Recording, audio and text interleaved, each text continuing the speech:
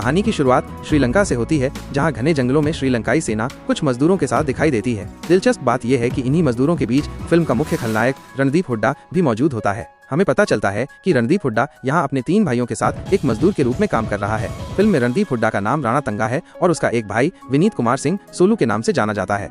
यहाँ हम देखते हैं कि श्रीलंकाई सेना के सैनिक इन मजदूरों से जंगल में खुदाई करवा रहे हैं, क्योंकि उन्हें खबर है कि यहाँ बहुत सारी कीमती चीजें छिपी हुई हैं। खुदाई के दौरान रणदीप हुड्डा यानी राणा तंगा और उसके 3 भाइयों को सोने से भरा एक बहुत बड़ा बक्सा मिलता है। इस बक्से को देखकर राणा तंगा और उसके भाई मिलकर ये फैसला करते हैं कि वे इस सारे सोने को लेकर यहाँ से भाग जाएंगे। अपने इरादे को अंजाम देने के लिए वे चारों मिलकर आसपास के सभी सैनिकों पर हमला कर देते हैं, उनकी बंदूकें छीन लेते हैं और उन्हें मारने लगते हैं। फिर किसी तरह बचते बचाते हुए वे उस सोने से भरे बक्से को उठाते हैं और पास के एक जहाज में चढ़कर सीधे श्रीलंका से भारत के आंध्र प्रदेश पहुंच जाते हैं। आंध्र प्रदेश पहुंचने के बाद वे सबसे पहले अपने सोने के बक्से को छुपाते हैं, लेकिन थोड़ा आगे बढ़ने पर उस इलाके के स्थानीय पुलिस अधिकारी उन्हें पकड़ लेते हैं और थाने ले जाते हैं। थाने में उन्हें पता चलता है कि वे चारों असल में श्रीलंकाई हैं, जो पानी के रास्ते श्रीलंका से भागकर भारत आए हैं। अब राणा तंगा और उसके तीनों भाई पुलिस वालों से बचने और वापस श्रीलंका न भेजे जाने के लिए उस पुलिस अधिकारी को बहुत सारा सोना देते हैं। सोने के लालच में आकर वो पुलिस अधिकारी राणा तंगा और उसके तीनों भाइयों को भारत में रहने देता है, और इतना ही नहीं, उन्हें भारतीय नागरिक बनाने के लिए उनकी पहचान पत्र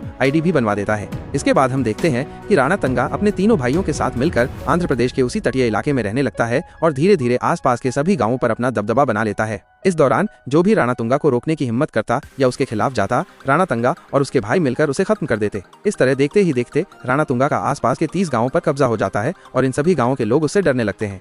फिर कहानी आगे बढ़ती है और 15 साल बीत जाते हैं। अब हम सीधा नई दिल्ली का दृश्य देखते हैं। यहाँ हमें भारत की राष्ट्रपति वसुंधरा दिखाई देती हैं। राष्ट्रपति को तुरंत उनके कार्यालय में बुलाया जाता है और जब वो आती हैं तो उन्हें एक कुरियर दिया जाता है। जैसे ही राष्ट्रपति उस कुरियर को खोलती हैं तो देखती हैं कि उसके अंदर कई लोगों के कटे हुए अंगूठे रखे हुए हैं। साथ ही उसमें एक पत्र भी होता है जिसे एक 7-8 साल की बच्ची ने लिखा होता है। राष्ट्रपति उस पत्र को पढ़ना शुरू करती हैं। बच्ची पत्र में राष्ट्रपति से कहती है कि वो और उसका पूरा गांव बहुत बड़ी मुसीबत में है। उसने अपनी स्कूल की किताबों में पढ़ा था कि भारत के राष्ट्रपति पूरे देश में सबसे शक्तिशाली होते हैं और इसीलिए वे जो चाहे वो कर सकते हैं। कुरियर बॉक्स में बच्ची ने अपने गाँव के भाइयों के कटे हुए अंगूठे भेजे थे और साथ ही ये धमकी भी दी थी कि अगर राष्ट्रपति ने उनके गाँव के लोगों की मदद नहीं की तो अगली बार उनके गाँव के सभी भाई अपना सिर काटकर उन्हें भेज देंगे। राष्ट्रपति ये भी समझ जाती हैं कि उस गाँव में जो कुछ भी हो रहा है वो बहुत गंभीर मामला है।